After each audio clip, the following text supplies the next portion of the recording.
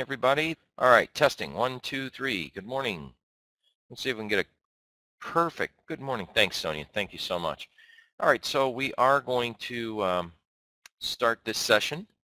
The last day of the month, the last day of the quarter, and I think a lot of people are just most people will look back and say, let's finish this quarter. Most fund managers, Paul Tudor Jones, it's just an amazing, if we survived and if you made money in the last 3 months here with us, then you are probably one of the lucky few, especially as it compares to fund managers. The numbers will come out and they're going to be pretty ugly. I mean, even we struggled with PA stock alerts, many people know, through some of I think May was a rough month. I mean, and it was getting tricky in here. So let's talk about a few things. For the year, I mean, we look to get through a long period. That's what everyone tries to do. And I've been warning people that as the market has seen nice moves to the upside in the last month,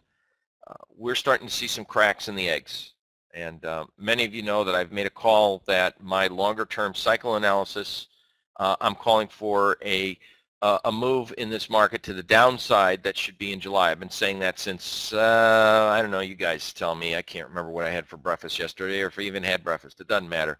But I am seeing cracks in the eggs. That's all that's really important. And I would really tighten up any stops.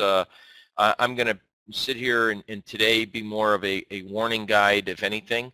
I think that if anyone doesn't put on just some sort of protection going into September expiration, some type of a move, and I would diversify. And I think any further strength in the next few days going into right after we get back from the 4th of July with low vol environment on many of the stock indices, if you don't have some kind of a protection insurance, I mean, every one of you will put insurance on your house, your health, more than likely, a car for sure because the government says you have to.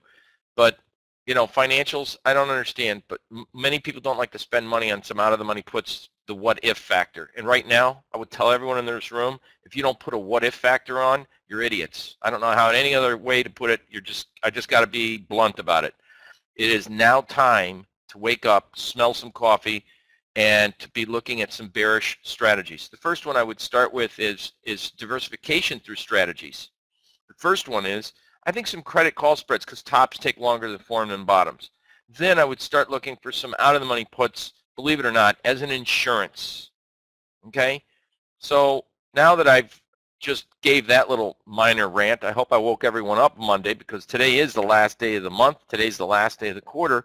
And this week, man, if you didn't think that it was going to be active, we have something for everyone. There's a few earnings out there. We've got to watch information coming out of China. We got a European Central Bank. We've got unemployment reports both weekly and monthly. Whew! And that's just to get us through today, through Thursday morning. Any event, I think it's important to say, you know what, I'm happy to be here. I'm happy to be a trader. I'm glad the markets are here. We have seen volatility in stocks. We've seen volatility in some of the markets. Gold, for example, I know we warned a lot of people about the not only the price at 1240, but also the weekly on-balance volume. And I know we did several weeks ago, we did a special on when I was in LA. And I'm still thinking that the gold market has a lot more upside as we enter a seasonally strong period of time, but I do believe we should see a pullback, a meaningful pullback, and I'll get to that in a minute. The reason I see a meaningful pullback is I see weakness in the dollar coming. Go figure this out. And I also see a little bit of a bond aggressive move in the top end of a trading range. We're in the top end of a trading range. Your weekly sheets are in front of you, and I just wanted to point out to you and start with the top, our daily positive thought. You've got to commit to bringing positivity in your life. Take responsibility for what you're doing. Make sure that this is a business and you act accordingly professionally. And I think it requires to be mentally fit, physically fit, and emotionally fit. It really does. So you have to go back and really work at this. And I'm probably, not many people like to tell you that. Everyone says trading's easy and just put a simple 8-period moving average over a stock and look for a candle breakout like some people like Bigelow say. I'm going to tell you something. I think we all are grown-ups, and we know it's a little bit more than just that, right? I mean, I think things are a little bit not as easy as looking for those quick breakouts, but trading's fun. There's no doubt about it. And if you have right tools to use and you know how to use those tools, I think the markets will give everyone a chance to make money in the market. So I think just remember, bring positivity in your life. It requires trying new perspectives and mantras that are positive. And a simple one is just start with, hey, I'm happy. I'm happy today, and I'm certainly glad to be here. So that's number one. Let's start off with, saying, I'm happy, man. This is going to be a great week. And I think at the very least, look at your P&L for the month, look at your P&L for the quarter, see where you're at. And if you survived last month, last quarter, you're fantastic. You're doing great. And I hope we had a lot of influence on that and tried to direct you in the right areas. Okay, so what are my thoughts and observations on the market? There's no doubt about it. The daily breadth indicator suggesting not only weakness in technology, but I'm going to share with you, and I want you to point this out. I want to read this out to you directly. We see the daily breadth indicator suggests weakness in technology, but it's not just that, but we also have weekly time frames as well.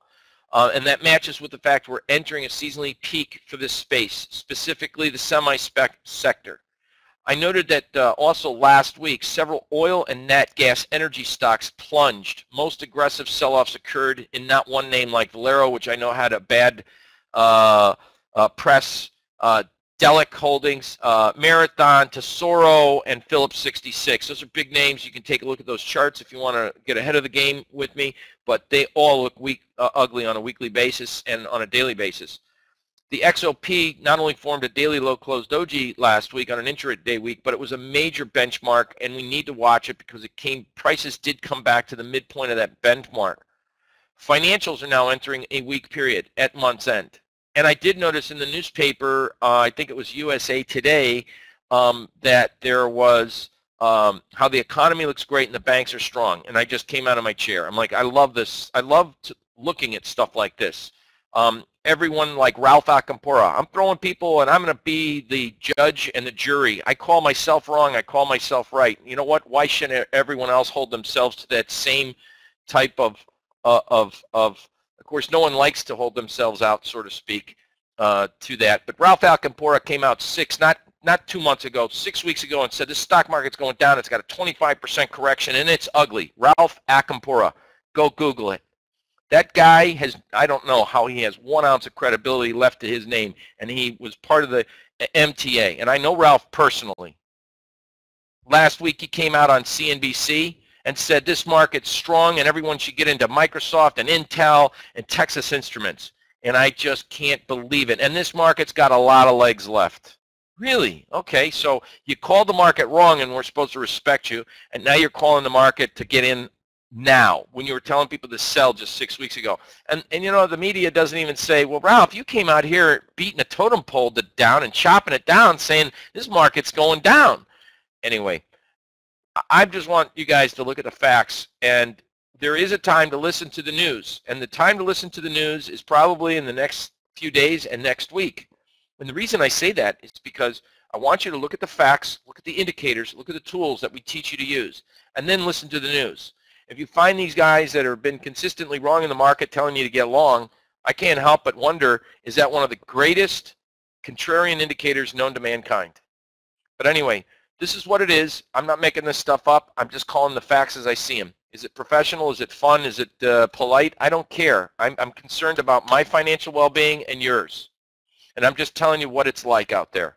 So with that said, financials definitely enter a seasonally weak period of time, and the XLF last week looked like it formed a weekly bearish divergent pattern on one of our volume indicators. Remember, the financials include these sectors. It is the capital markets, KCE. That'd be your Janus, your Templeton, the KBE, the KIE, and the KRE, which are regional banks, insurers, and then the overall KBE is the bank. So KBE is bank, KIE is insurance, and KRE is regionals. I also want to reaffirm I'm looking for a small pullback in the metals, as I just mentioned, especially in the gold miners, and I think credit put spreads on those pullbacks will be great. So if there is a concern for wage cost inflation, as we're starting to see more and more states raise, and governments raise the minimum wage, on a voluntary basis, it's, you're starting to see the one thing that the government said that they're worried about is wage cost inflation. Because they're certainly not worried about milk prices, beef prices, food prices, gas prices, tax prices, et cetera, et cetera. But I think there is a little tweak for inflation. And you know what? I think now is the time to get prepared for changes. On June 23rd, there were 297 stocks in the S&P 500 within 1.5% of a 52-week high range. This week, we're down at 283. So note that we are starting to lose stocks in the S&P 500 that are backing off that magic 1.5% number of 52-week highs. So that's, to me, signs that things, and it confirms, this one sentence helps confirm advanced decline breadth readings. Now, last week's my comments were many such stocks as ADM were entering a seasonally weak, they've yet to generate a sell signal. Monsanto had earnings last week, so I said watch for a blow-off top pattern and then look to short via put option, bearish option strategy, and I want to revisit that because I think we got it. Another example is Joy Global. It's near a 52-week high. It's entering a seasonally weak period of time. It's coming in the next week or so, but we don't have any triggers.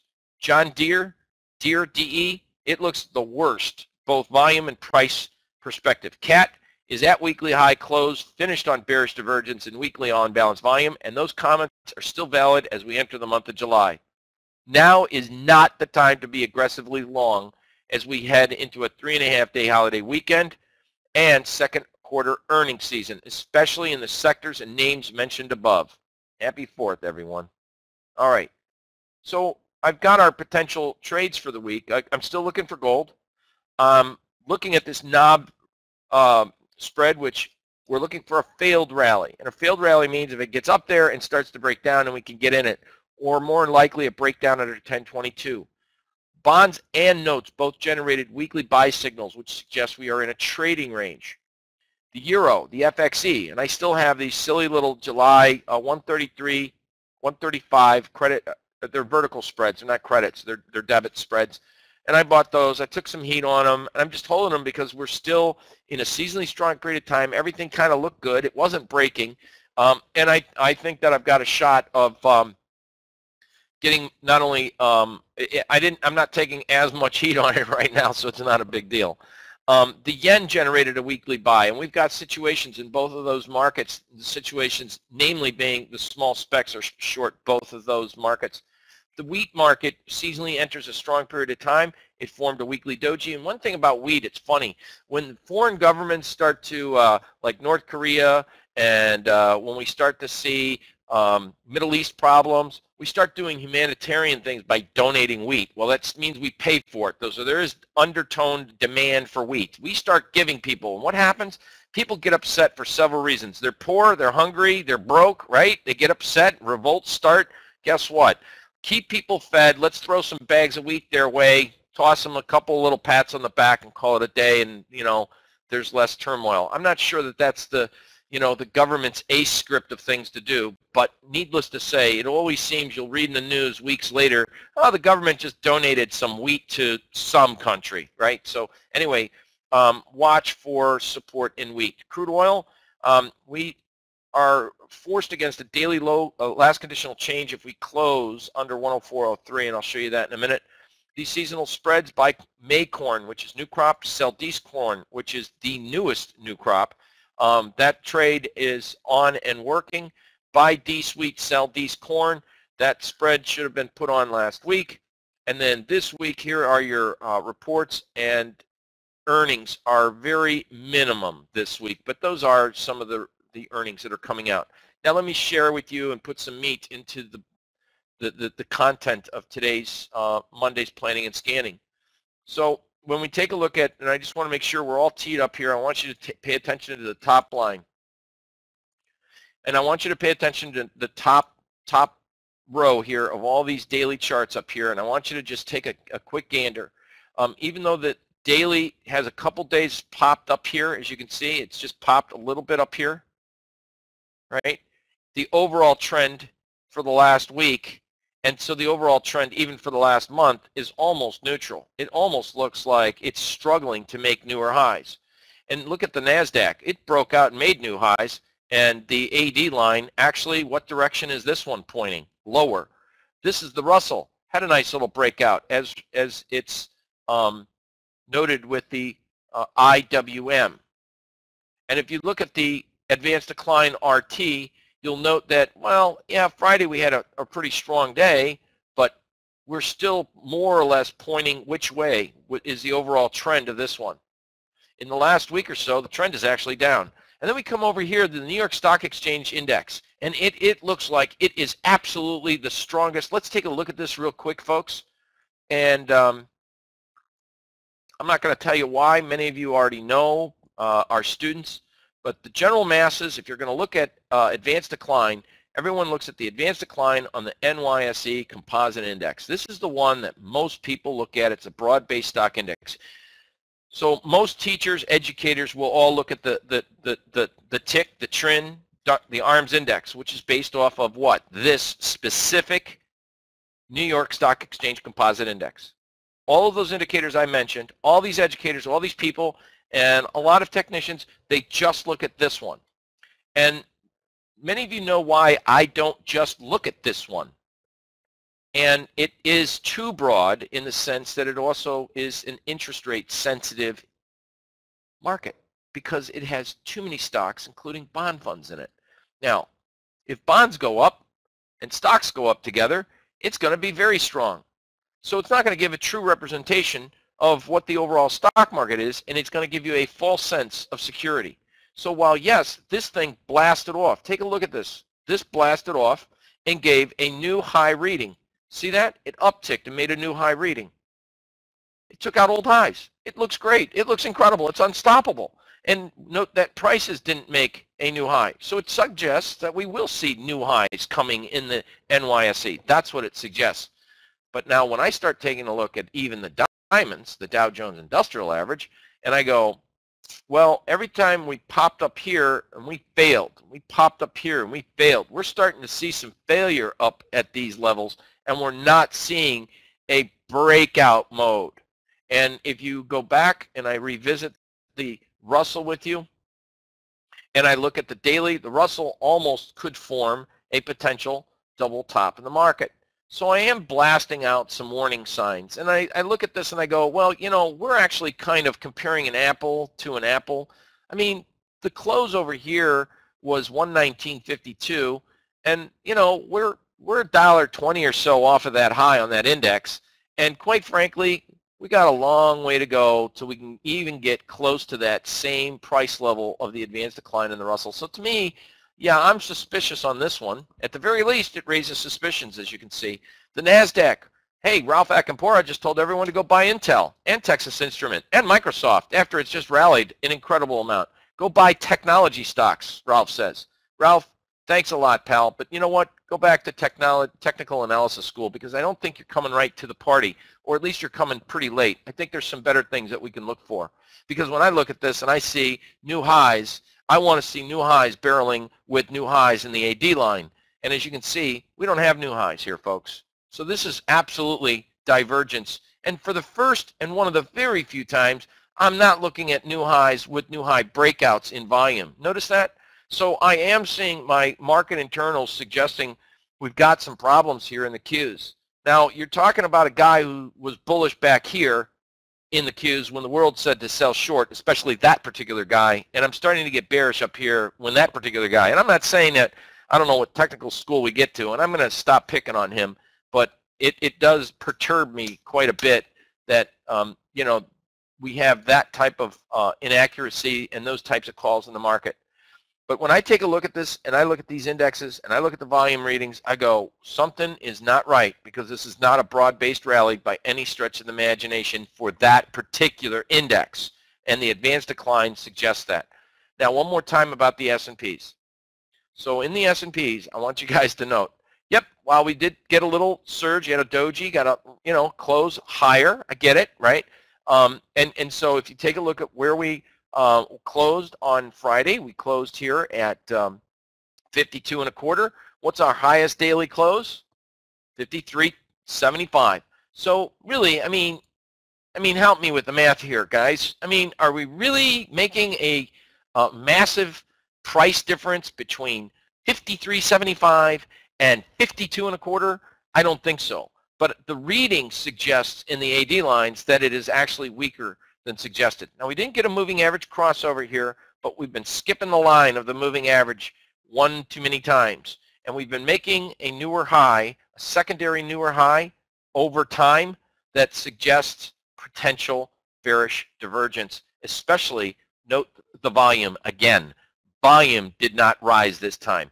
Throughout this whole year, we've had some mixed results with the market indicators. In other words, we've seen a rise with advanced decline, prices didn't move on strong volume, or vice versa. Advanced decline was down, strong volume was weak, advanced decline was up, but they weren't, for a while, they weren't really in sync. Right now, they're starting to become in sync, and that, if it's not a warning shot to say, wake up, smell some roses here, I don't know what is. But this now, I am saying, I am really looking at not just the daily charts, but I'd also like to warn the weekly. I should have put it in our weekly analysis on our sheets that the market has absolutely formed a weekly doji. Now that's scary in of itself because the dojis kind of, give us some warnings of stalled patterns. They give you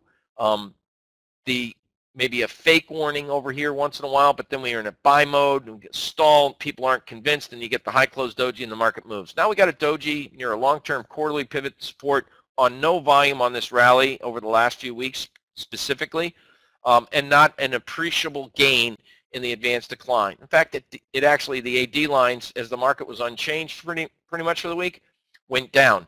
And that is confirmed by your sheets that say we have more stocks that are coming off their 52-week highs. So we are starting to see a reversal of strength in the market.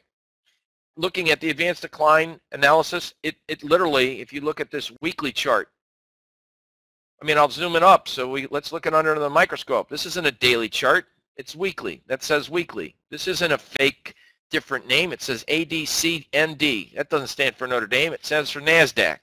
Which way, since June 20th, friends, which way is that AD line pointing? Down. Which way has prices gone? Up. That means that this is not a broad-based rally. Something is askew here. Something is not right. Something is potentially terribly wrong. Volume's not moving. So this is the last maybe this bastion of strength that we come into. And after that, I'd be very, very cautious. I think my warnings can't get any more severe and stronger than that. So call me, 3 months from now an idiot if the market barrels up another 2%. I'll take that, but I'm telling you, I'm warning you, and I'm saying my indicators and my analysis suggests that this is now finally the time to start being less aggressively long and being more cautious, because we are seeing the markets up here are very susceptible for 1- and 2-day sell-offs in individual stocks of 3 to 5%. Let me repeat my sentence. We are now entering a time frame where we could see individual stocks down 3 to 5%. And if you're not in it, you're going to get caught and it's going to hurt. So with that said, especially in these particular sectors that everyone seems to be so gung-ho about, I'm issuing a warning sign, no doubt about it. And I'm not just issuing a warning sign based on stochastics, which will probably throw up one during the week, or MACD, or anything else that some people watch. I'm looking at the volume, and I'm looking at the breadth indicators, and I'm looking at 2 different time frames, daily and weekly.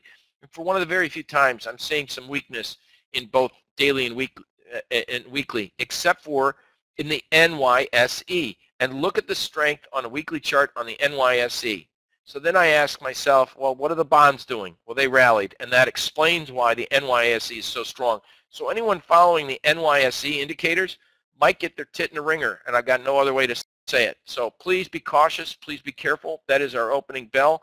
This week, I want to focus in on a very few select names. It is a holiday week, but more importantly, it's going to be an aggressive week, because come tomorrow, and I don't know anyone in their right mind who really wants to put on an aggressive position today, But come tomorrow, the quarterly window dressing for fund managers is over. So if they put something on just to make it look good for their portfolio, then tomorrow things could look quite different. So we see it today, and note that the technology space, you got an uptick in NASDAQ, you got a downtick in Dow, you got the Russell doing whatever it's doing, and then you got, of course, the S&P just sitting here at 52. I think if there is any possibility of strength this week to get us up into that, you know, we got new numbers coming out for tomorrow for monthly pivots. We got new quarterly pivots coming out. And I still think the 66 to 75 range, a little bit tough to get through from here. And if you do see a breakout there, I would be looking at some credit call spreads heading into the August expiration. At the very least, I think any further strength this week, I'm going to probably look at some something that I haven't done in quite a long time, and that is buy some, just to tell you right now, S&G. Smiles and giggles, deep out of the money puts, and I'll probably look at the September expiration because I don't think we're going to need October time. Anyway, that concludes today's and this week's planning and scanning. We definitely want to be planning, and we definitely want to be scanning, and I would sincerely suggest everyone start scanning for signs of weakness, because I am seeing it. It is here in the room, in the markets, and it is in sectors that's not been that I know of in the media. By the way, this is Phillips 66, and I'm not sure, I mean, a stock that can go from an 87 high to a 79 low. That is brutal. Are you looking at that? I mean, this is what I'm talking about. From peak to trough.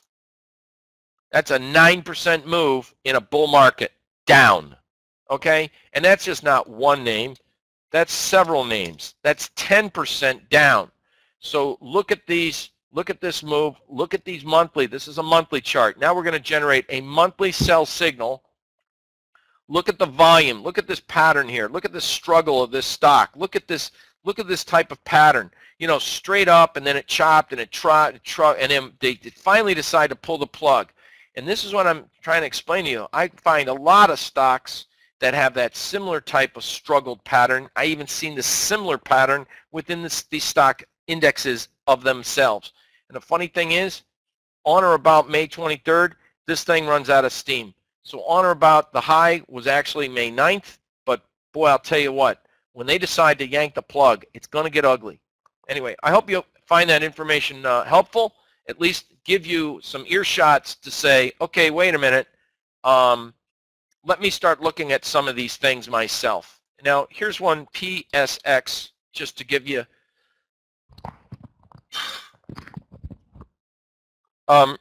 this is Phillips 66. It's kind of funny, but you know how I always train you guys to take a look at not just one name, but several names in a sector? I mean, there's another one that's 9% from peak to trough. Boy, that sounds like it's the same pattern. It blew off to the upside, gapped lower the next day, and down 10% almost, right? 9%. And it's like not just one name, but several names. They liquidated. This is one sector off the shopping list for, and look at this rally all the way up on no volume. And now you know what they can do to this thing. So, and that doesn't look like it's actually done quite yet. The weekly volume looks worse than the daily volume. So with that said, when I start to see stuff like this, and then I look at like the XLF, and I look at the, XLF, I did want to share this with you. The XLF, big strong trend here, choppy, choppy, choppy, choppy, choppy, and here we are in a time period where we typically peak, and I'd ask yourself, gee, that's kind of strange. The financials looks like it's strong, and people are saying it looks good, and yet it rallied, and in the last quarter, almost since March 21st, how come there's been no volume, aggressive volume in this market on a weekly basis? Boy, that I don't know. It has a very susceptible feeling to me, and I hope that is for you as well, because it does. And I think if I am getting closer to a cyclical peak that comes in July, it's supposedly, my stuff suggests the third week of July. Remember, cycle analysis is not 100% accurate. It could be a week early, it could be a week late, it could be 2 weeks early. But I definitely know I'm seeing cracks in the eggs, and the indicators are warning us, and we're starting to see what they've done to just one small sector that I don't know if it was on the news. You guys could let me know. I was a little out of communication in the last couple of days. So with that said, everyone, I will be updating because it is a week and a month, but I am updating, and I wanted to start off this week, not to scare the boatload out of people, but I just wanted to tell you, hey, guess what? Now's the time to maybe reevaluate, A, your portfolio, and B, take a look at some of these names, because I am seeing, as I've showed you the reasons why I see some weakness coming, and it's not just because I have that feeling, it's because of the indicators. Everyone, thank you all very much.